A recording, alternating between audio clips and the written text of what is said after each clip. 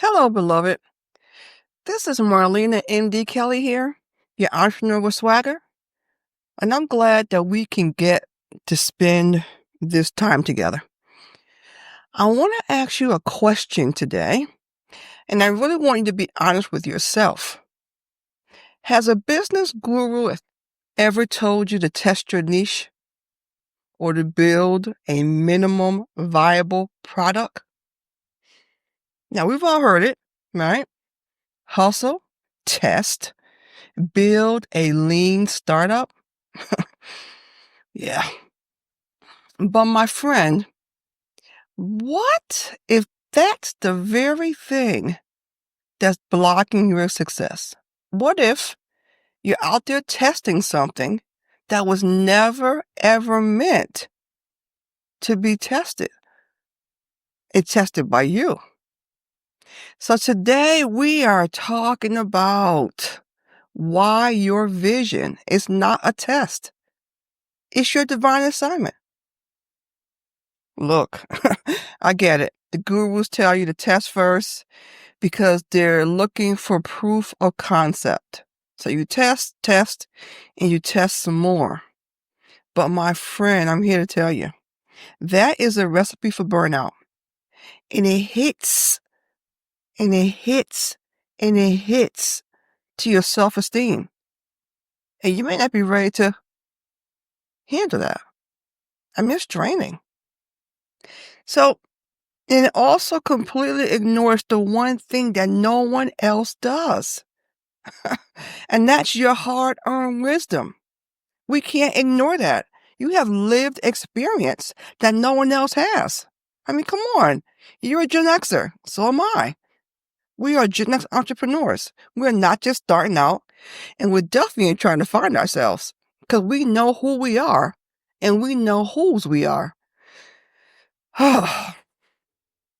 You have a vision. But you see that test first model? Guess what? That's rooted in fear. It's rooted in the idea that your vision isn't valid until a stranger buys it. It's designed to make you feel like you're not enough, like your calling needs to be proven, that your vision that needs to be stamped and approved. And I'm here to tell you today, you are worthy and your vision is valid. All right, let me calm down a little bit. My philosophy and what I live by is vision first, because I believe and I know that your vision is your advantage.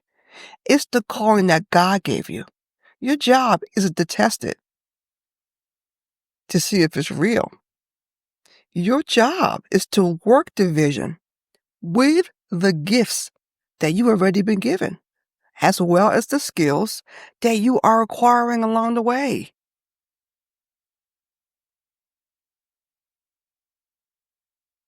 When you make that shift, my friend, when you go from testing to trusting, everything changes. Profit follows purpose and perseverance. Now, let me say that again. Profit follows purpose and perseverance. You stop hustling and you start serving in a way that allows you to receive that peace of mind that you have been gifted. Now, I know this because I've lived it and I made the decision to receive it. You see, when I was in the hospital bed, hooked up to that IV after having diabetes, ketoacidosis, and they call it DKA, after I had that crisis, I had a lot of time to think. Now, I have been hustling. I have been pushing through.